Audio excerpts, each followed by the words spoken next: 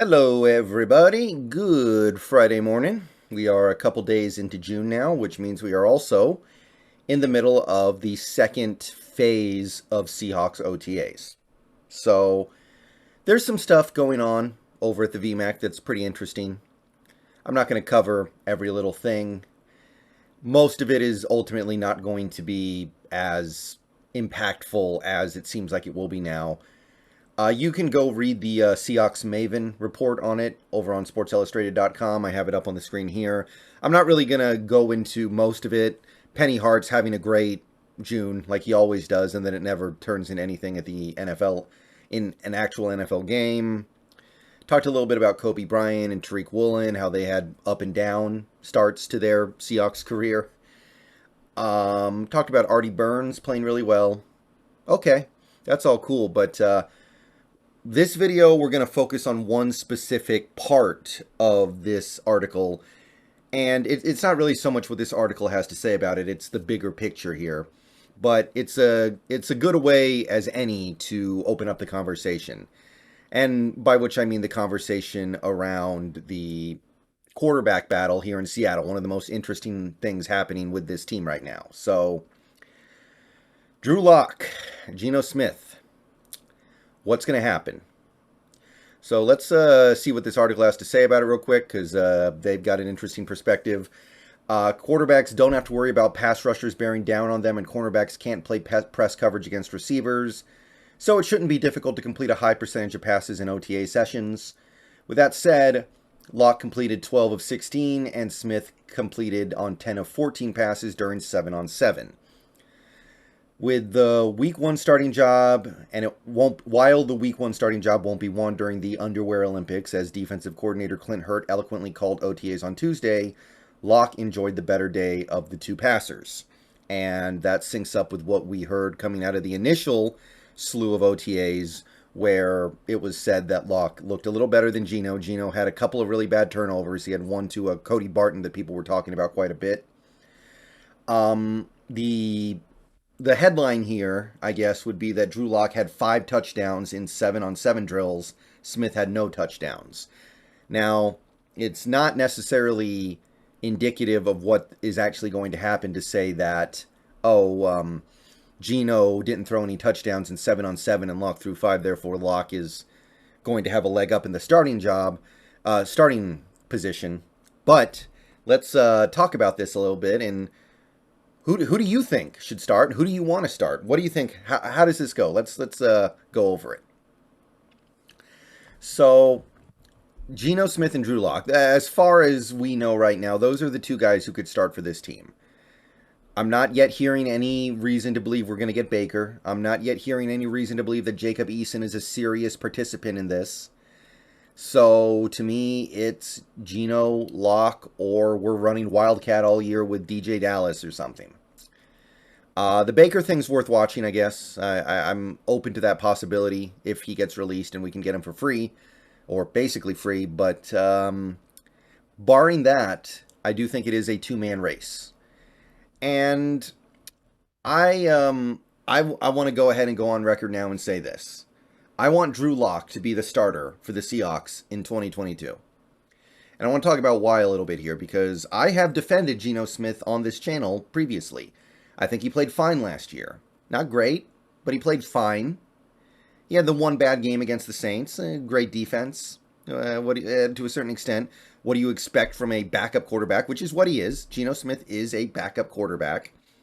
What do you expect? He played really good against the Rams, gave us every opportunity to get back into that game. He played okay against the Steelers, another really good defense, by the way, and he played great against Jacksonville. So I don't mind Geno Smith at all, but here's the thing. All right, look at Geno Smith here. You've got a guy who is entering his 10th year in the league. He has been on, this is his 4th team, okay? He's been on the Jets, the Giants, the Chargers, and now the Seahawks. He's going to turn 32 in early October. So his story in the NFL is pretty much already written. And when you take a look at a guy who, granted, has not had extensive opportunities to play real NFL football since 2014. But when you look at a guy who has been around the league, been to different situations, been to different organizations, different offenses, different schemes, different offenses, different schemes, different teammates, all this stuff, and he can't find a way to even become a mediocre starter in any of those situations, your story's basically written. And Geno's probably better now than he was before when he was a 23-year-old on the Jets. Those 2 years in New York that basically told the story of what Geno was going to be in the NFL, when he played bad, he didn't win games, and eventually he got put on the bench in favor of other quarterbacks, and the Jets, after spending a second-round pick on him, basically had moved on by year 3. So, how often do you see a quarterback play 9 years in the league, getting passed around from team to team, and then blossom in year 10?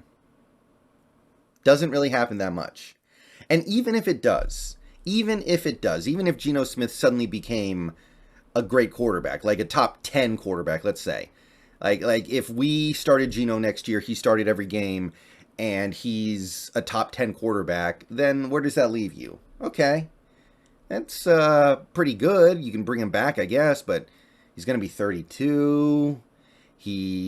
I know there's not a lot of wear and tear on him, admittedly, right? But you're not looking at a guy who you can point to and go, that's our guy for the next 15 years. That's our guy for the next 12 years. Not even 10 years. You're looking at a guy who's like, okay, well, he blossomed when he was already probably past the halfway point of a normal NFL career. Remember, Tom Brady is an anomaly here. Can't expect quarterbacks to stick around as long as Brady has. So I don't really know what the upside is of Geno. Even if he is a little better than Drew Lock right now, and he may very well be, I'm not convinced of that. But based off the way Geno played last year, he might be a little bit better than Drew Lock right now. But what is that little bit better really going to get you when there's very little upside? All right? The upside is that we might be able to go into 2023 with a surprise franchise quarterback, but he's already about to turn 33, and who cares?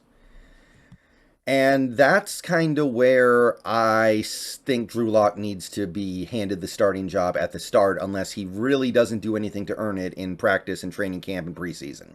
If things go really, really bad in the preseason, then okay, you do need to win the job. But you look at Drew Lock and you go, well, this guy's 25. He turns 26 in mid-November. He's only been on one team. He's only been in the league 3 years. There seems to have been some extenuating circumstances in Denver that may have inhibited his play. People are talking about Fangio now, maybe not really being all that, Drew Lock-centric in the way he was doing things. It is believable that Drew Lock may yet have a career resurgence given a better opportunity, and he just needs to be allowed that opportunity to blossom. You see quarterbacks struggle their first couple years and then explode onto the scene. You saw it with Brett Favre. Now, Brett Favre, it was mostly just that first year when Atlanta basically bailed on him. But Brett Favre and Drew Lock, that's one of the comparisons that a lot of people like to make lately, saying, hey, Brett Favre, Atlanta gave up on him after 1 year. They spent a second-round pick on him, and they were like, nah, out of here, go. And then he goes to Green Bay, immediately starts making Pro Bowls, wins 3 MVPs in a row. He just needed that second chance. Drew Brees, I mean, don't get me wrong, Drew Brees had already proven to be a really good quarterback in San Diego by the time he left, and he left more than anything because of the injury. But those first few years for Drew Brees in San Diego, not very good. So, not very good, the Chargers actually drafted his replacement, number 4 overall, and then he broke out, which is why what happened, basically. So, what I'm trying to get at here is that it is conceivable that Drew Lock ends up being some great quarterback. It is within the realm of possibility that Drew Lock just needed to find a different situation, maybe find a coaching staff and an offense a little more in tune with his skill set, and that he finds whatever it is that he's looking for here in Seattle. With Geno, it's just not. I don't think it's very likely with Drew Lock, but at least it's conceivable. I don't believe that it's even remotely conceivable with Geno Smith. It's when was the last time you heard of a quarterback basically be bad or be irrelevant for 9 seasons and then suddenly become some great quarterback? Has it ever happened? I'll grant you this. There are probably some areas, there are probably some times when it could have happened, but nobody was willing to give them a chance. But I can't think of a time when it actually happened. But in the case of a guy like a Drew Lock, who's had some forgettable seasons in Denver, didn't really impress, but it's just 3 years, it's just 21 starts, and there are possibly some extenuating circumstances around it, then at the very least, I think we can be open to the possibility that Drew Lock has a gear that he hasn't yet shown in the NFL. So that's the main reason why I want to give Lock the season. I want to give Lock as much time as possible. They're both free agents at the end of the year either way, so on that level it doesn't particularly matter. But I do think that there is some possibility that we end up falling backwards into a quarterback. And while we're here, let's not forget that you can say whatever you want to say about how Geno Smith knows the offense a little bit better because he's been here. Drew Lock is actually a guy Seattle really wanted to take in the 2019 draft, supposedly. Now, that's what we're hearing now. We don't know if that's true, but it does indicate that on some level, this Seahawks team liked what they saw with him. And at the end of the day, the only way to find out if what you saw is right or not is to let him play. All right, so that's my thoughts. Let me know what you guys think. Who do you want to start? Who do you think should start? Who do you think will start? Let me know. Those are my thoughts. See you guys later. Go Hawks.